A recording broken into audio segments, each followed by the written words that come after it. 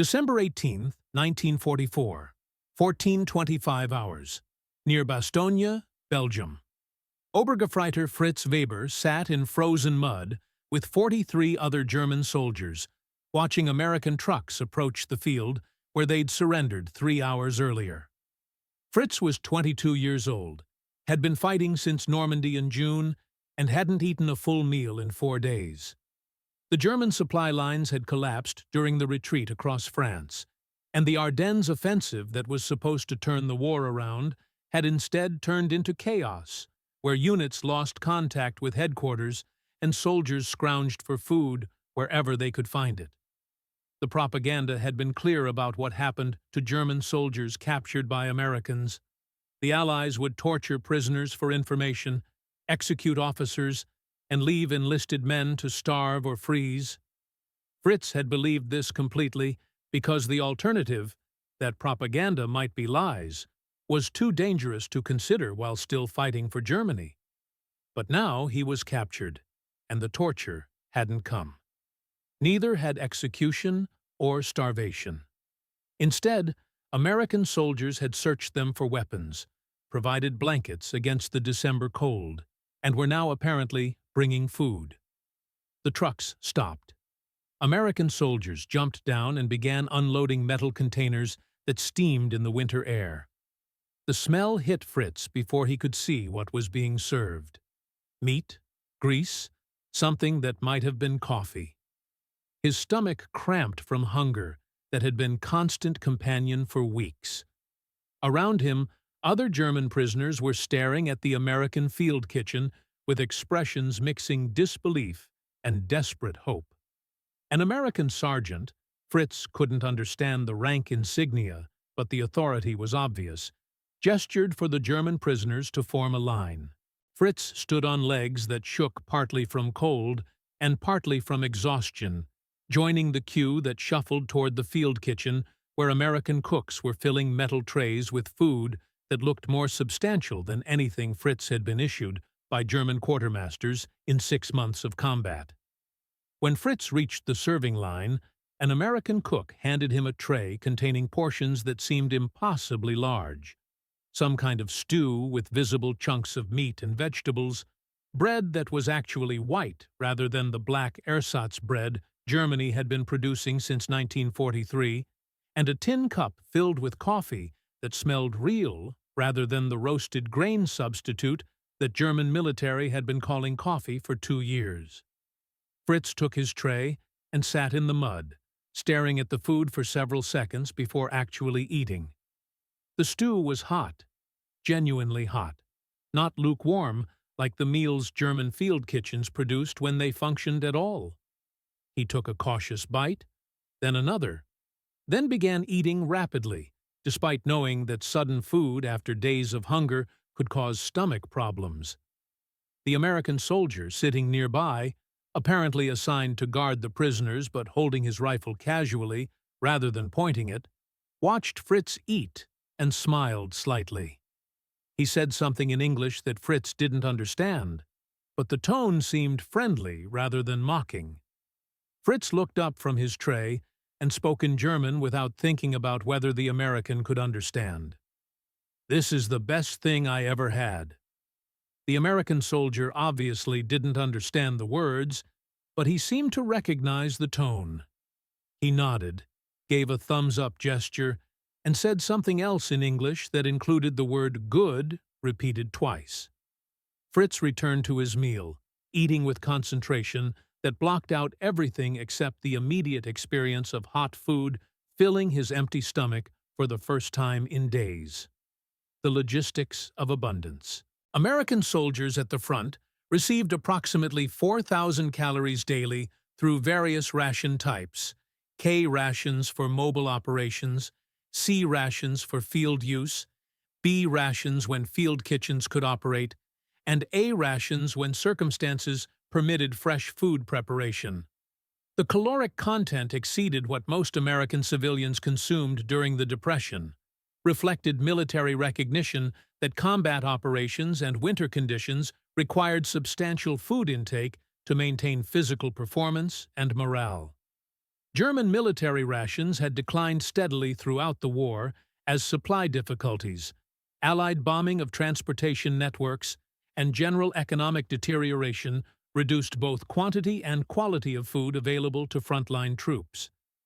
By late 1944, German soldiers were receiving approximately 2,800 calories daily when supply lines functioned properly, substantially less when combat disrupted logistics. The quality had declined even more dramatically, with ersatz substitutes replacing real coffee, chocolate, and other items that required imports Germany could no longer obtain. The contrast between American abundance and German scarcity was stark and obvious to anyone who'd experienced both systems. Fritz Weber had been adequately fed during his initial training in 1943, when Germany still maintained some supply capacity. But conditions had deteriorated throughout 1944 as Allied bombing destroyed railways, bridges, and supply depots, while advancing armies consumed resources faster than Germany's shrinking industrial base could replace them.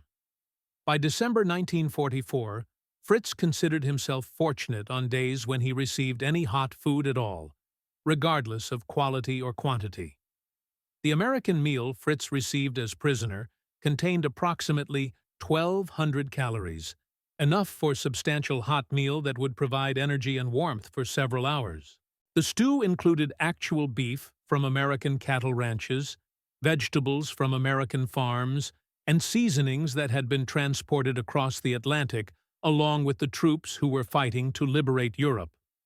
The bread was made from wheat flour rather than potato or sawdust mixtures that German bakers were forced to use. The coffee was real rather than roasted grain or chicory root.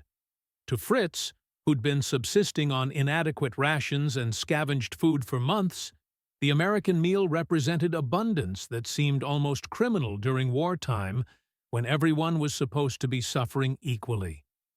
The cognitive dissonance was immediate and disorienting.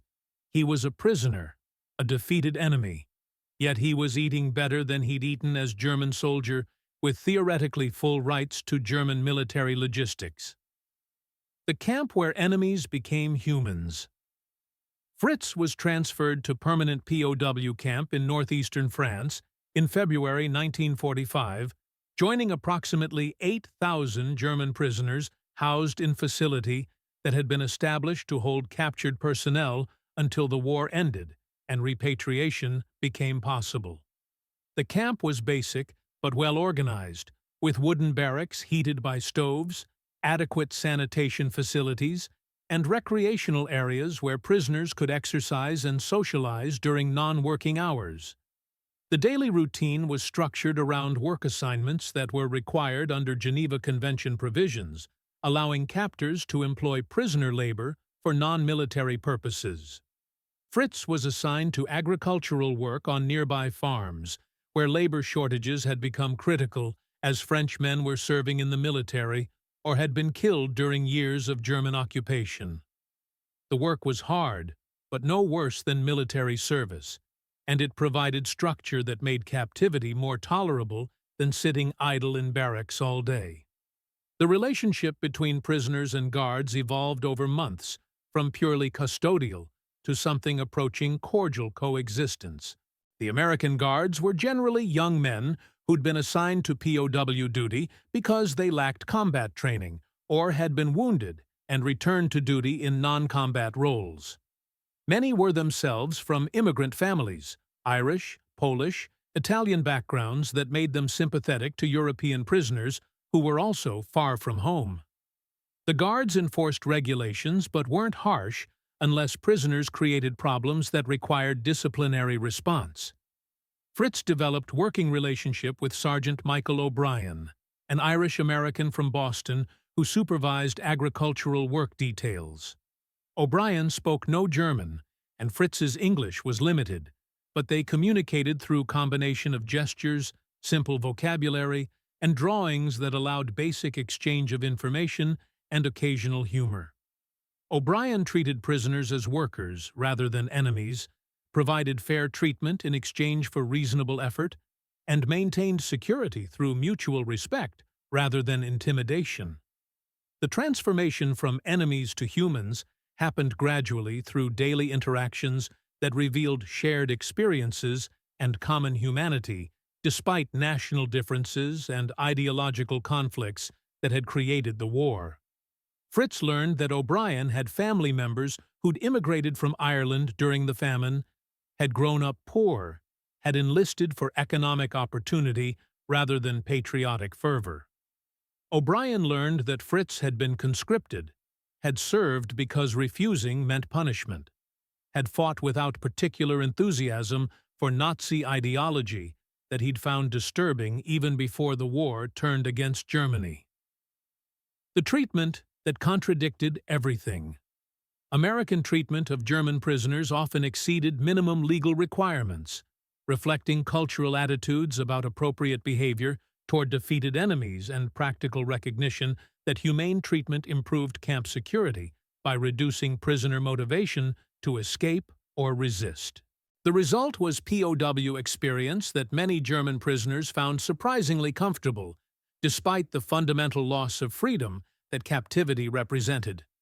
Fritz Weber and the other prisoners captured near Bastogne were processed through temporary holding facility before transfer to permanent camps in France or eventually the United States. The processing included medical examination, delousing with DDT powder to prevent typhus, documentation of identity and military service, and interrogation that was professional rather than brutal. Wounded prisoners received medical treatment that was comparable to care provided to American casualties. German and American soldiers were treated in the same field hospitals by the same medical personnel using the same supplies and procedures. The food continued throughout processing. Fritz received 3 meals daily, each containing adequate calories and reasonable variety. Breakfast typically included porridge or scrambled eggs from powder, bread, and coffee. Lunch was often sandwiches or cold rations. Dinner featured hot meals similar to what American troops received: stew, pasta, occasionally roasted meat with vegetables. The quality varied depending on circumstances, but the quantity remained consistent and substantially exceeded what Fritz had been receiving as German soldier during the final months before his capture. The treatment created cognitive dissonance that Fritz struggled to process. The propaganda had prepared him for cruelty, torture, and systematic abuse that would make him regret surrendering instead of fighting to death.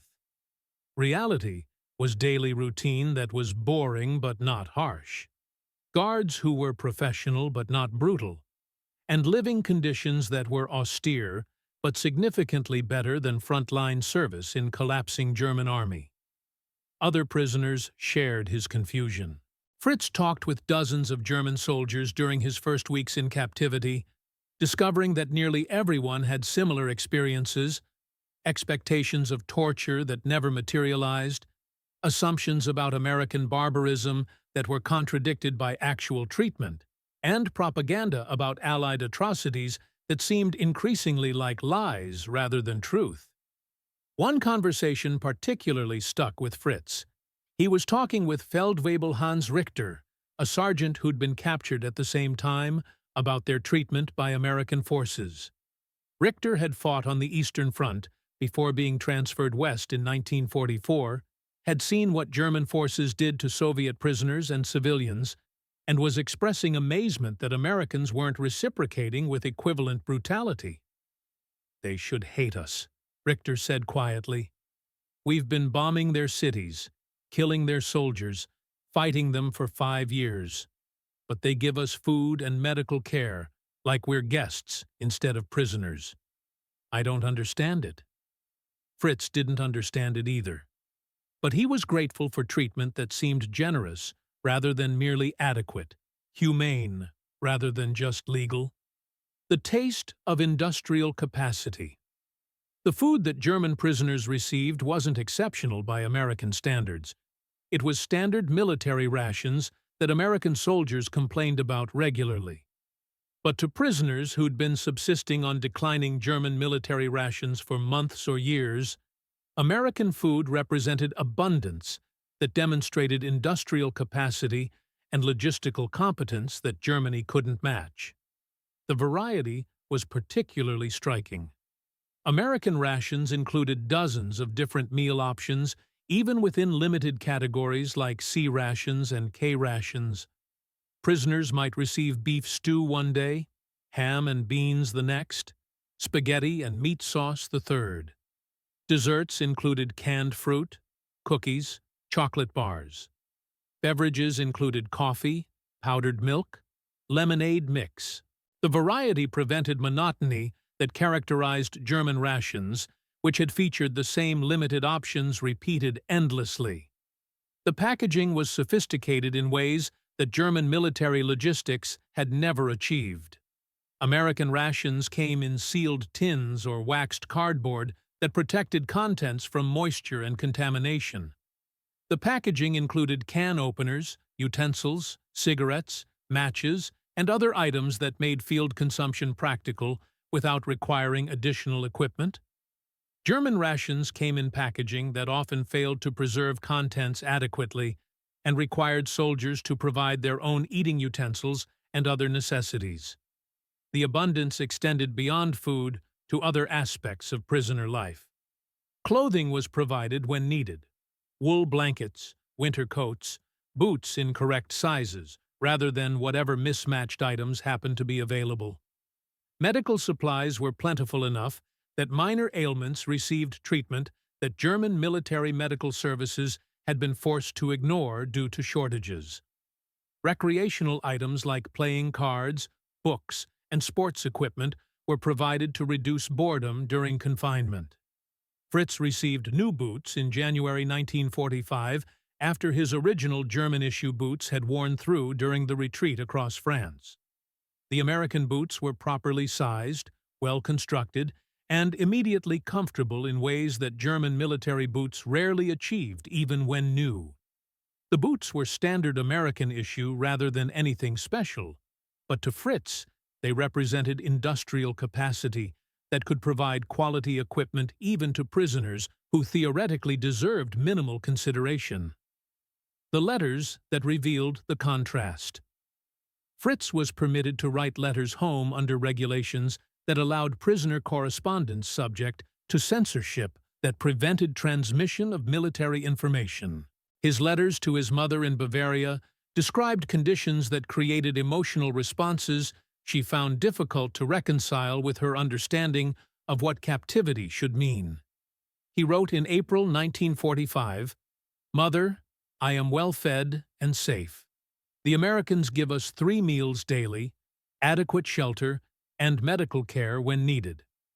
I work on farms during the day, but the work is not cruel. The guards are professional, but not brutal. I know this sounds strange, but I am living better as American prisoner than I lived as German soldier during the final year before my capture. Please do not worry about me. I will survive this captivity and come home when the war ends." His mother's response expressed relief, but also confusion. "Fritz, I am grateful you are safe and well treated, but I cannot understand why Americans would treat German prisoners kindly when our soldiers have been fighting them for so long. The newspapers here say different things about American treatment, but your letters suggest they are not the monsters we have been told about. I do not know what to believe anymore." The cognitive dissonance wasn't limited to prisoners and their families. German civilians who received letters from prisoners in American camps learned information that contradicted propaganda about Allied cruelty and barbarism. The letters documented treatment that was professional and generally humane, living conditions that were basic but adequate, and food that was often better than what German civilians were receiving under conditions of economic collapse and systematic starvation that characterized Germany during the final year of the war. The information created doubts about other propaganda claims. If Americans weren't torturing prisoners as claimed, what else might be lies? If prisoners were being fed adequately while German civilians starved, what did that reveal about relative industrial capacity and social organization. If enemy forces were demonstrating humanity that German propaganda insisted they lacked, what did that suggest about the values that different societies actually held? The end that became beginning, May 8, 1945. The war in Europe ended with German surrender. Fritz Weber was still a prisoner in France, still working on agricultural labor details, still living in camp that had become familiar over 4 months of captivity. The announcement of German surrender created complex emotions: relief that the killing was over, uncertainty about what repatriation would mean, and recognition that Germany had lost completely rather than achieving negotiated peace that some had hoped for. Repatriation began in late 1945, but proceeded slowly because Germany was occupied, infrastructure was destroyed, and administrative chaos made processing millions of prisoners and refugees extremely difficult. Fritz remained in American custody until February 1946, spending 10 months as prisoner after the war had officially ended. The extended captivity was frustrating, but also provided time to process experiences and contemplate future that seemed uncertain and potentially grim. Fritz was repatriated to Bavaria in February 1946, returning to family home that had survived the war physically intact but economically devastated. Germany was rubble, economy was collapsed, and prospects for rebuilding seemed distant and uncertain. Fritz worked odd jobs, struggled with food shortages that made American prisoner rations seem luxurious in retrospect, and eventually found steady employment in reconstruction efforts that would consume Germany for years. But he never forgot the treatment he'd received as American prisoner. The memory stayed with him through decades of post-war life, through Germany's economic recovery and integration into Western alliance, through years when former enemies became friends and Germany became one of America's closest allies. The meals he'd eaten as prisoner had been more than just food. They'd been lessons about values and civilization that distinguished societies which maintained humanitarian principles from those which abandoned them when expedient.